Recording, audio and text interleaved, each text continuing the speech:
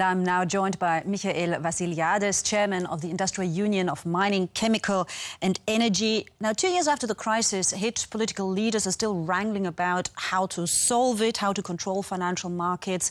How do you evaluate their efforts so far?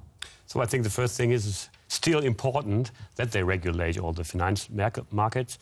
And they have joined for several conferences, and I hope that this conference in Toronto will bring us a step further. So everything is on the table and clear, so they have only to do it. They have to do the transaction tax for the financial markets, and also they have to bring on the table this tax for banks. And so these are the two issues they have to do. Question is whether they will do it. I mean, this time trade unions will also join the talks. What do they hope to achieve? So it's very important that we join the conference. So we will bring also the issues from the workers on the table. And I think we can do also an international movement from trade union will also point out that the workers all over the world still are waiting for a solution.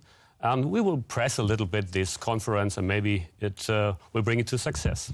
OK, because the thing is, of course, there's so many different interests at stake, various nations and their interests. When we think of the US or the UK, the banking sector there plays a very important role, also means a lot of revenue for the countries themselves. So how likely is it that we will achieve that all these nations will see eye to eye on these issues?